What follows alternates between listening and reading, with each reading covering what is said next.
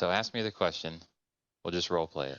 So, Caleb, I have this deal. I've talked to the seller, and I was wondering if you guys can do a contract write-up. I've never done one before, though, so I'm not really sure how that goes.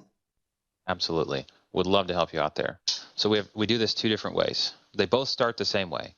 And my first question to you is, how well did you close the deal? Because if you've got it rock solid closed, we just need to get as fast as we can and fire that paperwork because time kills all deals, right? If you've got it rock solid and they're ready to go and sign, we just need to hurry up. And I need you to gather that information in a little one sheet for us, and we'll prioritize getting it out the door.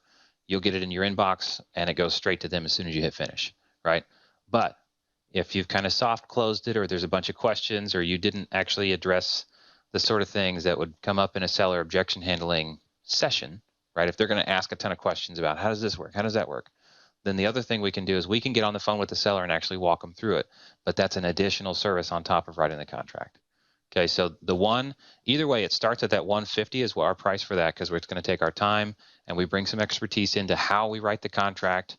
But honestly, if you gather all the information and fill out my little spreadsheet and you've got a copy of the contract, you could fill it out. I do have a lot of people try that and they come back to me and they're like, dude, that took me an hour and a half. I'm never doing that again. So I'm just going to have you do it from now on. So we're happy to do it for you. And that's the 150. And we change the language to make it fit the situation.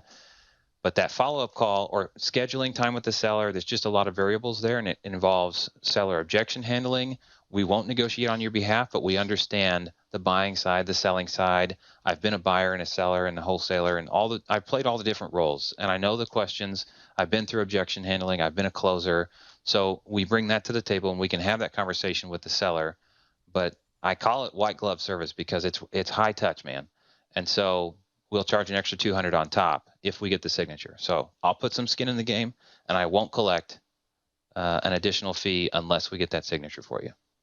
Gotcha. So, what if I have you just do the contract write-up, and then we end up sending it over, and it still needs to have like amendments or something before my seller will sign? I It's a don't need you fantastic. guys to call them, Yeah, but can I contact you and it's still included in the 150? that's a really good question. Absolutely. So minor changes and amendments, if you need to revise it, resend it, change a recipient, any of those things, or add somebody to it, those are all included. That's just minor stuff included with it. Yeah, we don't. And if they have a couple of questions, right? If there's specific questions, they've read through it, that's fine. We'll answer all that stuff. But there's a threshold. Where's the difference between asking a few questions about technical stuff and having them and having to walk them through the entire process and overcome all these objections, right? That's the difference.